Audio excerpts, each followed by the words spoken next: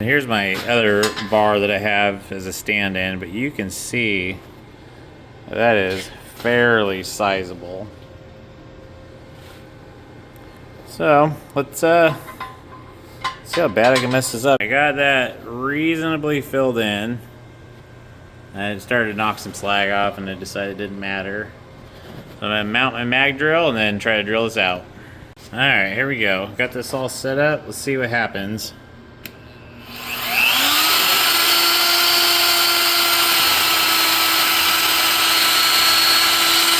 I, like most people, am kind of curious about these cheap vevor tools. I will say this mag drill, totally worth it. Now I have the Quick Chuck, which is the Nitokoki shank versus the Welding shank, which has the little Allen set screws. The bonus part of having the Nitokokis is the run out is absolutely minimal, and I love the quick change chuck.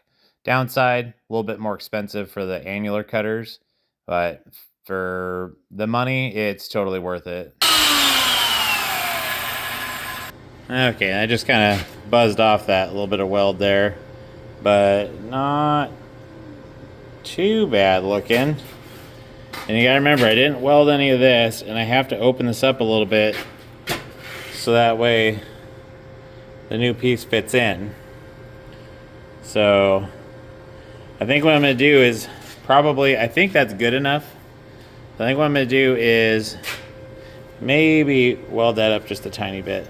So if my tacks are on where I want them to be, or reasonably where I want them to be, I should be able to just bust that off. We'll clean that up.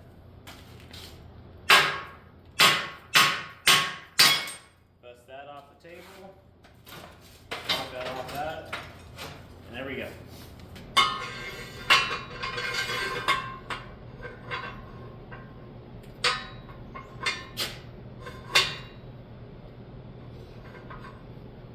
Okay, yeah, I need to work out that corner right there. That probably needed filled in up there, but let's see what we can do. I just want to make sure both pieces agreed with each other. That's what needed to happen. Of course, hindsight being 2020, I probably should have just bought the 19mm annulars. That way when I punched the hole out, I just would have been done, but I just wanted to save the 30 bucks and punch out the hole and use the carbide burr and clean it up. And for those of you who've used a carbide burr, you'll know that they can be a lifesaver, but to sit there and fab with it, oh my gosh, they leave horrible sharp shards that get into your skin, and they are super irritating. But I will say it's a must-have tool. It's just I kind of relied on it fairly heavy for this project, and I probably shouldn't have. But anyways, wear your PPE and you won't regret it.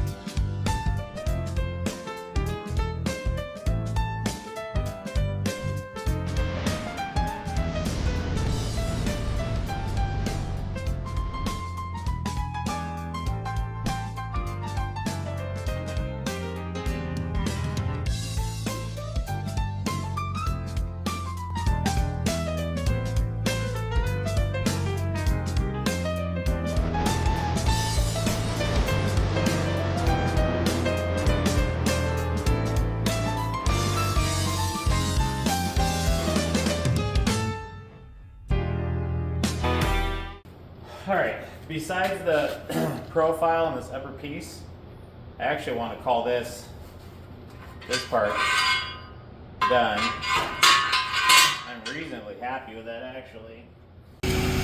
I wasn't recording any of that, dang it.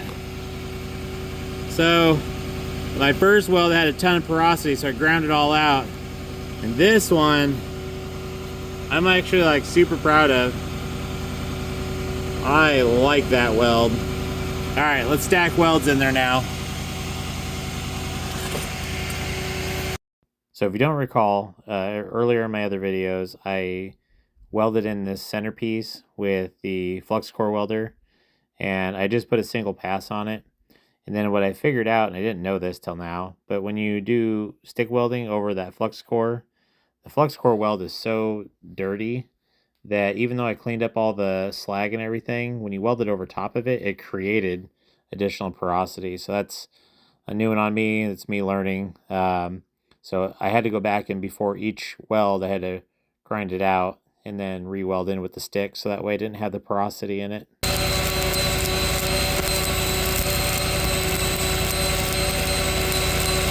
And just as a reminder, I'm stacking additional welds on either side of that pin boss just to create strength so it doesn't break off like it did previously. I went crooked. That's okay though.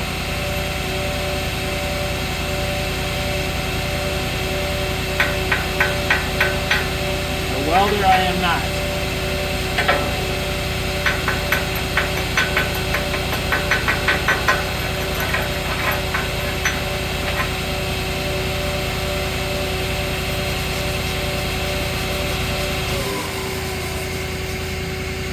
I feel like my weld tool is kind of outrunning me a little bit.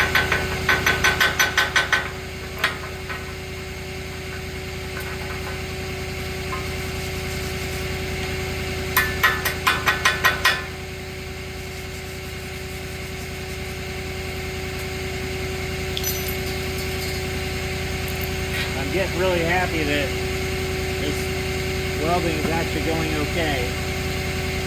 Here we go.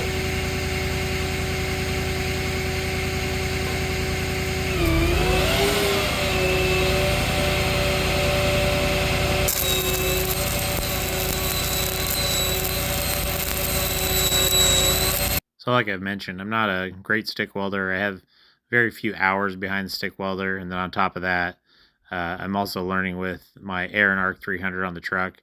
Weld's a little bit different than your standard stick welder, but you know, trying to learn how to stick weld, make it look pretty, make it functional, and getting some more hours behind the stick weld itself. I feel like this is starting to get kind of hot. That's technically 4 passes, but 3 legit that stayed. I didn't have to grind it out.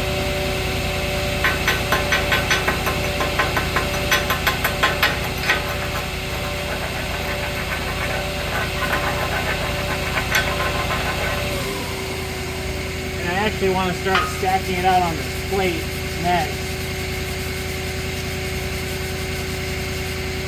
That's actually kind of pretty.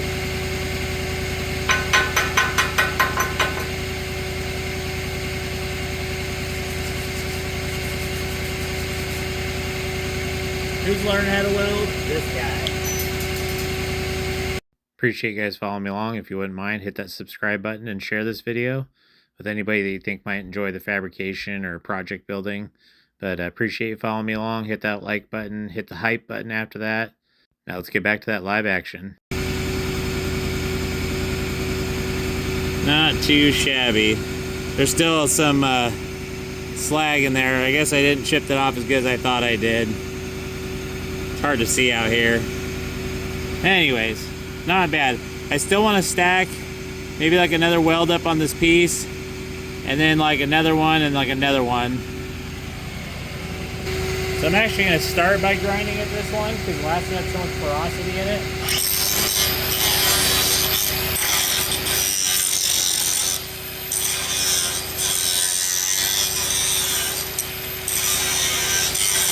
I just don't want to do that again is all.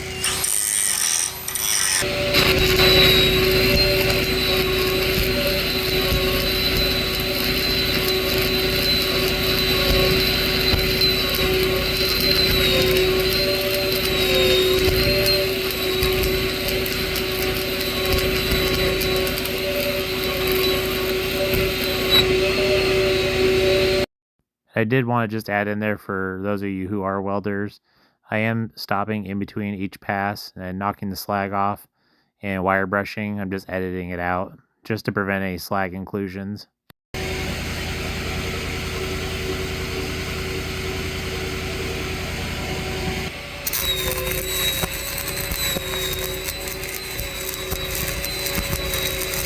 So I am using my truck mounted PTO driven Arc 300.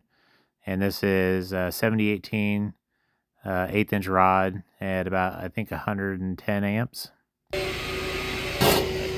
more passes on this. Just see what happens. All right, so I got the rest of the welding done and brought it back in the shop. Let's check our progress now. All right, so where we're at right now is I got a basic profile, kind of a teardrop shape on here. I'll probably have to still do a little bit more rounding just so it clears up front a little better.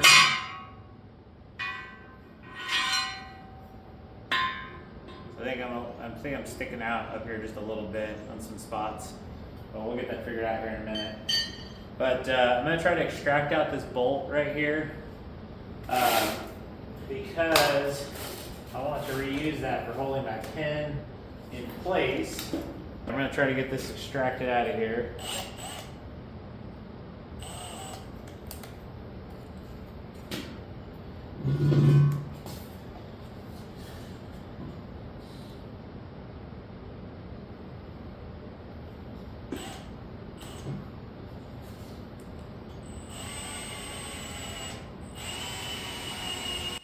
Even though snapped off bolts are kind of a pain in the butt, when they break off, it doesn't mean that they're cross-threaded or anything, so generally speaking, they're fairly easy to get out. Maybe a little heat's required here and there, but usually not too bad. I really wish I was more centered on that. That was my fault for not center punching it.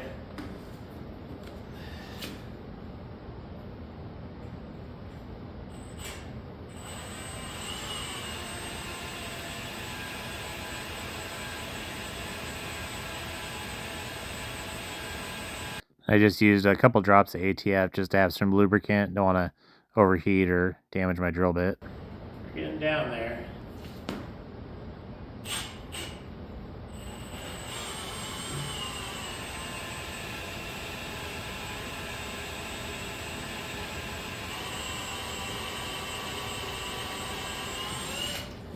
I think I'm through the 1/2 inch because it goes right into the edge of the plate.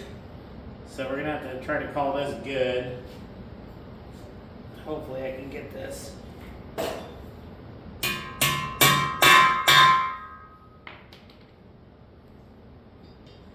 It's so much better if I would nail that in the center.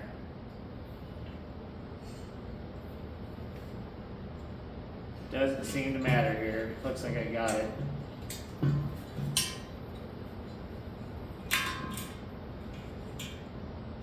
That was so horribly bad, but I did get it out.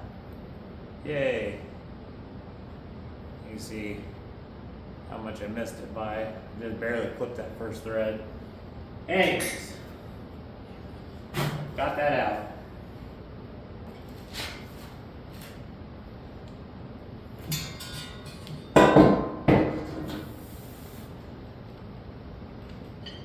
Already looks like it fits better.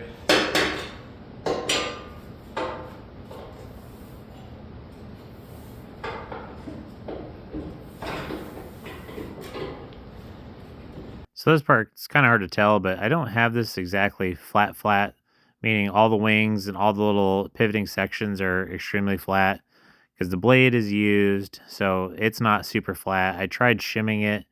I just had to wiggle it back and forth, and even though I'm hammering it down in there and it looks like it's bound up, it's not. Once I get the pin in there fully, the wings pivot and everything pivots like the way it's supposed to. But here in a second, I kind of cut filming because I had to lay it down and do a whole bunch of stuff. And it took a little bit to get it to seat in there. But once I got seated in, it was fine. All right, there we are. We're together. I had to lay it down, hit it in. I got the bottom shims in. I just had to weld that last piece in. But while I got it here, I got to straighten out that ear, the pin stock that I want to use. 5-inch cold roll. I'm gonna make new pins for this thing because I didn't have any of these bolts before. But this guy,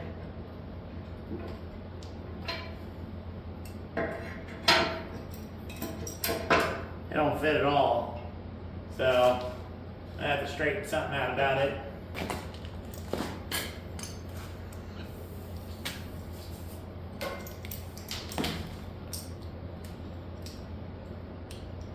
Now I kind of wish I had a rosebud.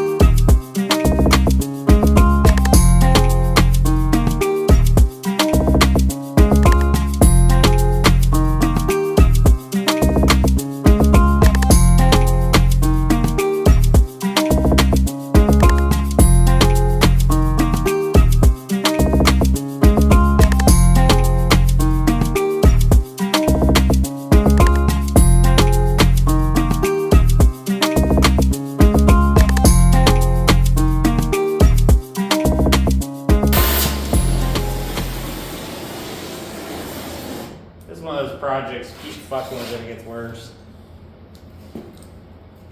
Just from the heat and beating it on it, the hole got kind of messed up. It wasn't perfectly round, so just need to massage it out a little bit, and it actually ended up fitting the rod really, really nicely.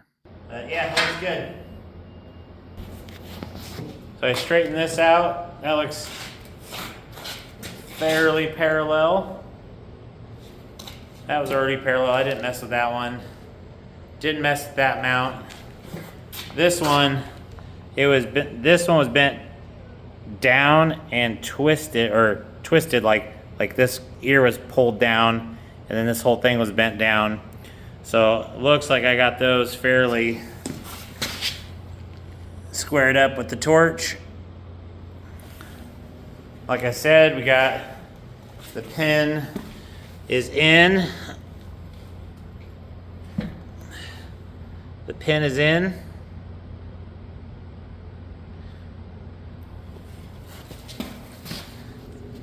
Just a little bit of it's on this other side. A little bit of welding front and back on that lower bushing piece.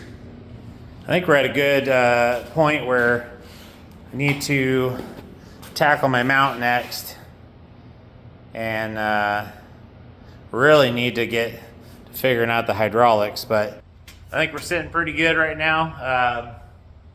Got most of the plow center section repaired, fixed, mounted, everything, all that's done. I think we're at a good stopping point for cleanup, because I've made quite a mess. And once I get this all cleaned up, we'll start working on the mount for the tractor, and we'll start mocking stuff up for real life use. And then yeah, that's where we're at. We'll see you guys next time on Fixed Ish.